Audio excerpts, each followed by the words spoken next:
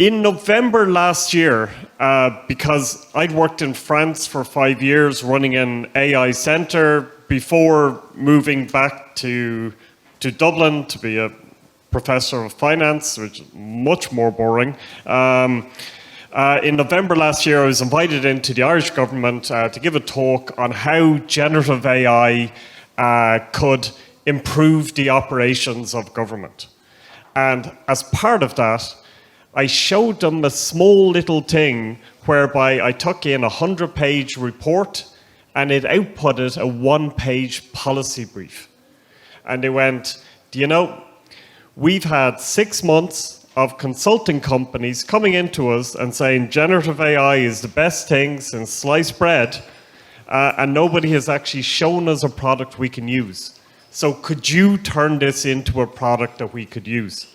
And that has now turned into a small startup with 3 full-time developers, all DCU graduates, who are now, we have the first generative AI platform in the Irish government, and we're growing month by month. So we were just out in Web Summit this week. We spent 4 days there showcasing the product to other governments. And what I'm going to do here is a bit different. It follows on quite nicely from the previous talk for anyone who was here, which was talking about things like how to implement agents and how to engage with the right types of data inputs.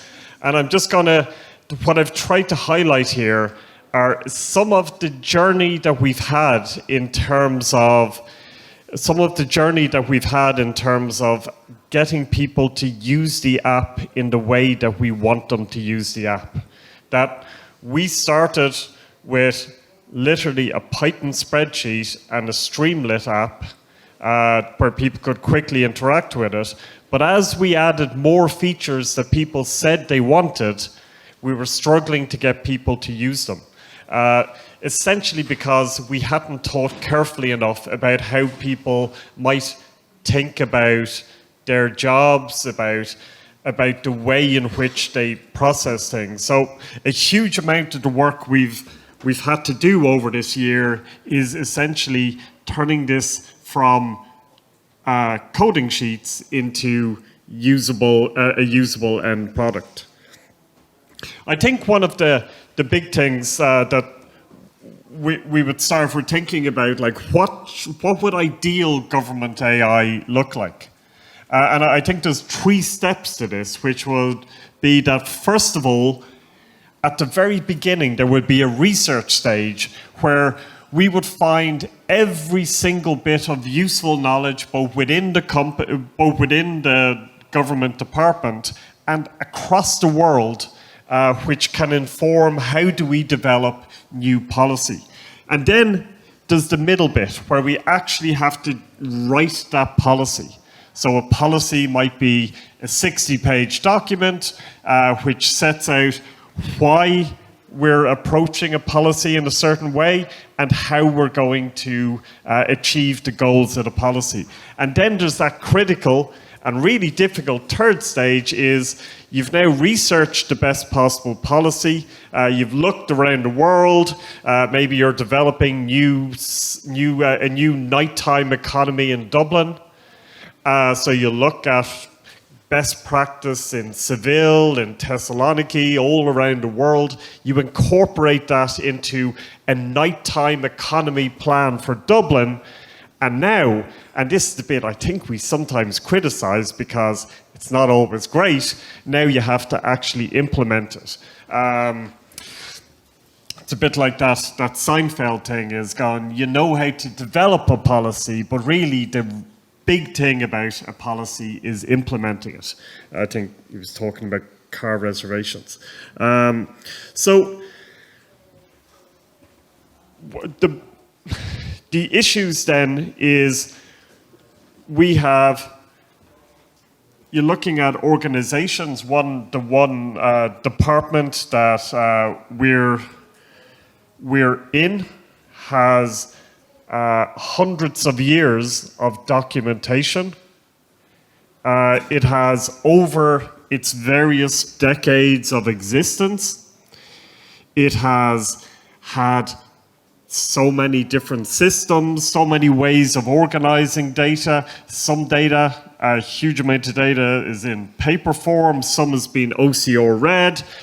You might have had a system in the 60s that was recording data in a certain way, in the 80s, 90s, 20s, and presumably the next decade as well. And then a whole lot of the information you need isn't even in your organization. Because the big thing about developing something like a government policy is it, by definition, doesn't exist. If the policy already existed, you wouldn't need to develop it. It's not like a factory for the body shop where you're trying to work out what is the best way of making our 20 millionth bottle of shampoo. It's going to be pretty similar to the previous 19.999 million bottles of shampoo. So most of the data that you need at the edge in terms of designing a great policy is going to come from outside. It used to be that you might send people off on a trip to a foreign city, so the amount of Irish politicians that have walked around Utrecht, for example, in the Netherlands, we've probably grooved a space in the streets of Utrecht the amount of times we've walked that city trying to see what a cycle path looks like. That's pretty inefficient. Most Irish policymakers actually get sent to Glasgow because of some sort of agreement between Glasgow and Dublin that I'm not 100% aware of. So we're really, now I used to live near Glasgow, and I'm not 100% sure it's the ideal. It's that nirvana we should be aiming for, but because of that transfer agreement. So how do we get all this external data in, and then within the organization, how do we as a platform, how do we map all the different decision paths that exist within that organization? How do we make sure that data flows between the right departments and for the right purpose and in the right format? So these were all the decisions we were faced with as we were turning that little demonstration done up in about a morning of taking a document, turning it into a one-page policy brief, turning that into a product. That's what Polyclear is the current version of the platform. Polyclear.org is the name of the platform. And what I'm going to concentrate on in terms of this talk is two particular parts of this. It's how we got knowledge flowing across the organization in a really successful way. As in, we went from people mainly using the platform about once every 2 weeks when they wanted a report brief, that is for generating a policy brief, to primarily using it every day. And that was when we developed and perfected the knowledge hubs. The knowledge hubs at their very core are based on the assistance API that the previous speakers spoke about. I'm going to show you the knowledge hub in practice now and discuss some of the particular issues that we had in terms of getting people to use it. So this is a hub. This is underneath it. This is Python Assistance API with our own specialism in terms of both the prompting and the model adjustment. And this was what we were initially presenting to users who really their main use of computers was they would log in and then open up Excel and then open up Word and then open up maybe the Edge browser And we were asking them, going, here's an amazing way to organize all of your knowledge, just fill in these 10 easy steps. And as we added more and more steps to try to get people to use the platform, we had less and less usage. So the big first thing we did was we made it simple to create a knowledge hub. And then the critical bit is the next bit. So let me start this creation of a knowledge hub. So you type in a name, type in a description, and this is all being fed in the back into a Python, a Microsoft Azure OpenAI assistance. We had to deploy on Microsoft Azure because they have an EU deployment of OpenAI that doesn't use any of the data that's uploaded. So it had GDPR and ISO 27001 compliance. There was a huge amount of security checking for this. And then you select your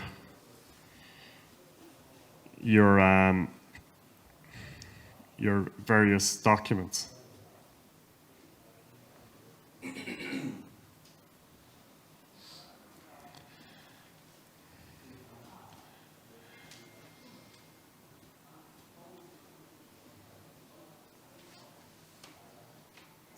So the Climate Action Plan is the main government action plan for addressing climate change. It is 412 pages long. It's a beast of a document. So we can now create our hub. And there was a small error when I was doing this earlier. I think it has been fixed now.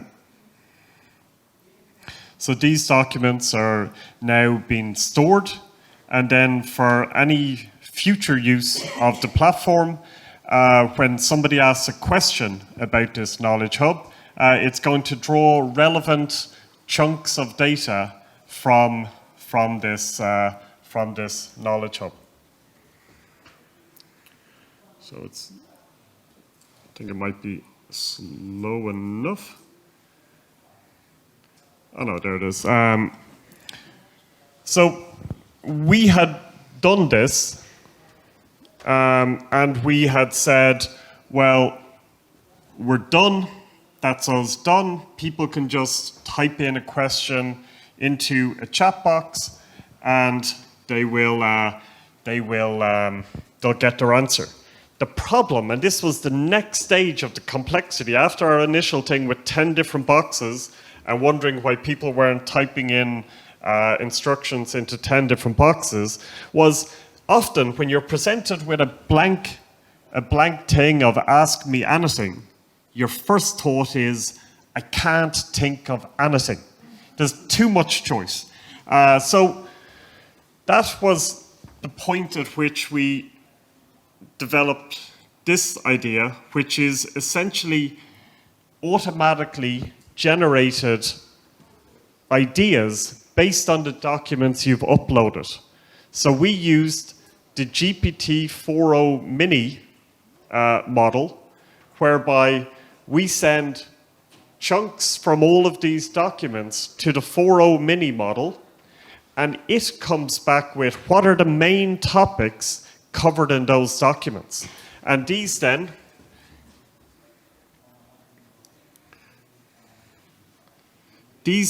become searchable things.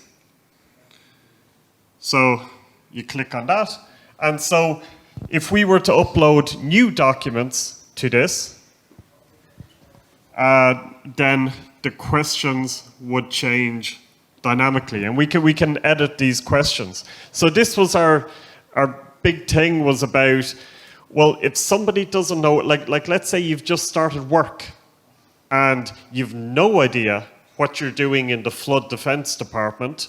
You kind of made up that and hoped people would focus more on your Microsoft Office skills, but now you're there, that at least then we get this dynamic suggestion of flow. So these were the the two learnings, that a blank box going, ask me anything, is more likely to lead to people asking nothing, that sometimes people just want to be told what to ask.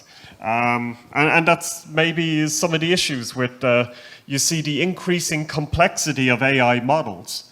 The O1 model now, for example, with its reported 120 IQ, and it goes, now you can ask the deepest questions you've ever thought.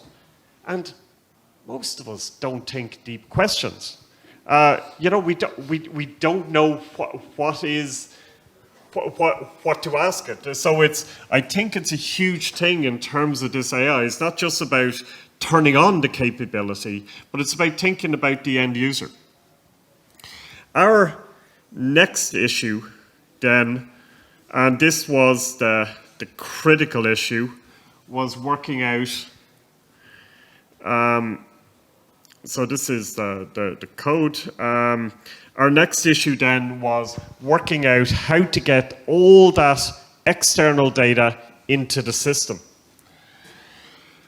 So there's a brilliant API that, to the best of my knowledge, nobody has ever used, and I'm sure I'm wrong, and I'm sure maybe somebody in this room can correct me, but I haven't seen any product that's incorporated this. This is the Oireachtas API feed, whereby you can read every single debate that's ever happened in the Oireachtas, like literally going back to 1923, when there's a debate going, are the British a bit of a bollocks? All the way up to today. But the brilliant thing, because we were dealing with the civil service, with the actual government departments, is a huge amount of work that happens in government departments is answering something that maybe you know, but I wasn't aware of it, answering something called parliamentary questions. So if you live in Ballyliffin and there's a dodgy roundabout there, you get on to your TD, who then sends in a question to the relevant minister going to ask the minister about the policy on upgrading roundabouts with particular concern about the Ballyliffin roundabout. And that gets sent to the department and generates an official response. So it goes above the council, it goes above the roads authority. This is then the gold. And there's tens of thousands of these happened every year, and there's a lot of work involved in generating them, so much there's a central system. So what we did was we've launched then a feed that brings all of this in as we try to fit into workflows. But the big thing was how to actually manage it. So what we used was something called Azure Data Factory, which is a brilliant service if you're as unfamiliar with it as I was originally. So what Azure Data Factory does is it handles bringing in data from the API. It handles storing it in an Azure storage blob. It handles the embedding process. So the previous speaker was talking about how you need to embed all your search to enable semantic search. So you're not searching by keyword, but you're searching by related meanings. And it handles automatically daily updates.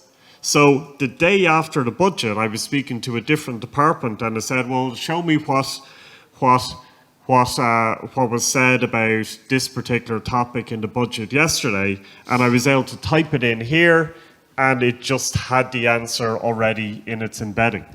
So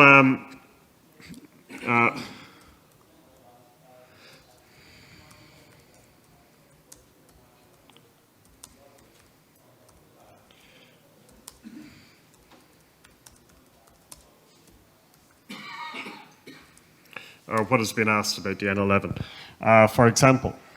And I'm going to show you an issue that we ran into that will be particularly relevant, is because we had to specify how many questions should be retrieved from our storage blob, and then those questions are fed in as a prompt into the model, and the model is created based on that. But say if you ask about the N11, so we have it set so that it retrieves the top 15 responses related to the N11, and then it crafts an answer related to that road. The problem is, if there's 200 questions have been asked about the N11, it is incomplete knowledge to give to a department to go, these are the responses. You're leaving out 185 of the responses, and you could lead to somebody saying, we've never been asked about this topic. Let's say, for example, a head of a government department is going up in front of a Dole committee and is using this as a guidance on what to say. So what we had to do, and this was our big learning, is we had to also augment the AI part with traditional keyword searching, and we give a CSV that essentially includes everything with the word N11 in it. And so this was our kind of one of our learnings then about not overly relying on the AI. So the last thing I want to talk about is the most interesting in my mind. And this was related to this. Now you can see from this that in my mind, this was yesterday I think, I was always going to the Radisson Blu on the Stillorgan Road, which is where I ended up about 20 minutes before just about turning up here on time. So I was trying to use a relevant example, but now it's just a memory of my stupidity. But let's say you have documentation like this, internal documentation. It's the issue we've been faced with is how do you get this into your search? How do you have this informing the types of answers that you're using to help inform policy?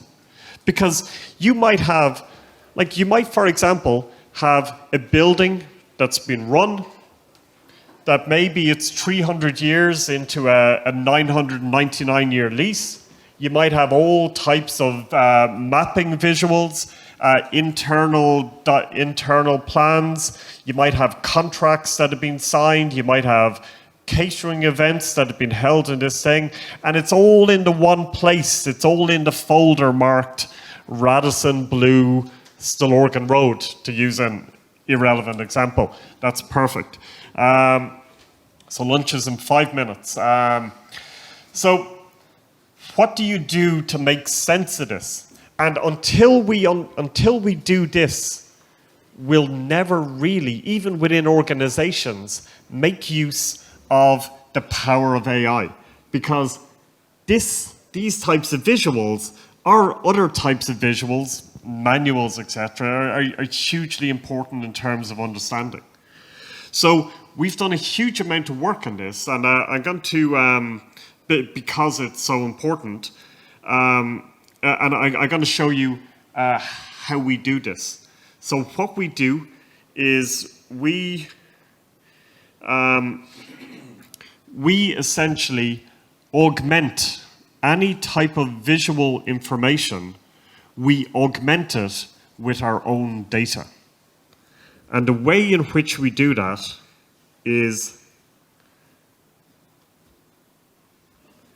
using metification, is using modification. Now, I just did this up this morning as an example. We obviously use our own internal code, but in the back of this, I've put in a relevant, so this is a custom GPT that I did up this morning. In the back of this, then, I've put in a bit of code, and I'm just going to show you how that works. So here is that screenshot, and process this for me. And so I've created a particular prompt where it's going to extract out, in this particular case, all neighborhood names, road names, coordinates, amenities, and green spaces that it sees. And so that's just being extracted live, as we see. That's from the land registry. It recognizes the scale, the meters. It recognizes the particular areas on the town and what they are, because I've given it strict instructions about exactly how it should write this. And see, for example, in terms of type, like hotel, I've given it that it can only be one of 6 choices. So now, for this map that I previously couldn't use, now I can add all of this metadata on top, and that can be retrieved by the knowledge pod, for example. So I can now, by augmenting this data, we now have a usable visual that can be used for anything that we wish, and it has different confidence. So to finish up, I'm going to talk about what's next. Because at the moment, the big problem is that ideally, everyone in the public sector would be using this many times a day. And the problem is that the costs just simply don't allow that at the moment. So I was at the OpenAI Dev Day in London 2 weeks ago, and they've just come up with a new way of getting these types of costs down to really quite reasonable levels through a process called distillation. So within the OpenAI API in Python, there is an option called, it's a little used option, but it's called store is equal to true. So you can just add this in, store is equal to true, and then all of the generations done by your model will be stored on the OpenAI system that you can then use to evaluate the quality of the answers. But then, if you with your first few hundred, let's say you generate the first few hundred responses using a high-powered, expensive model, you can then distill the knowledge in those high-powered responses, and through an automated distillation process, you can put that learning into a much cheaper model. So, to the best of my knowledge, the GPT-4o model is $20 per million tokens, and GPT-4o mini is 15 cents per million tokens. But you can get the specific intelligence through the distillation process from those high-powered, expensive models into your cheap models. Anyway, that is my ending point. It's really about the lessons we've learned from starting from a Python and Streamlit sheet to turning something into an actual product. Hi, Michael. Thank you. Someone who comes from the policy world, this is very interesting. How do you cope with policy fads? So, like, if 5 years ago you were kind of to be put into your system looking for solutions on the housing crisis, the policy space generally would have been talking a lot about co-living, and these days that's anathema. How are you kind of managing how quickly those kind of policy solutions can change? Because there seems to be an underlying solution that there is actually a true policy, out there, which is the correct policy. And very often the policies are, they're essentially contested. It depends on other things that are outside of your actual, maybe the data world. No, yeah, I get you. Now, we do that in a really straightforward way by not in any way trying to suggest policy. It's not our remit. It's to show successful policies. So, for example, when we load in EU reports which have best use case examples, now they may 5 years ago be overloaded with co-working, but I think actually if we looked at a broad spectrum of examples from 5 years with EU best case examples, it would have shown that actually co-working was something that was coming in from outside the EU rather than within the EU. But our benefit is to at the speed of light to give some of the enlightenment that happens from going on a cycle discovery trip to Utrecht, but that it's every city in Europe and it's best practice in every city. And I guess, if you have a case where all the best practice is coming back with co-working, which just hopefully it's not, that would be a risk. That there would be a risk of a herding style behavior. But at no point would we, as non-public servants, be in any way suggesting anything to do with what policy should be. More about informing the potential, the pros and cons of what's covered in verified EU reports and getting past some of the haphazardness of searching. So that would be the general approach. Yes, perfect, lovely. Thank you very much again.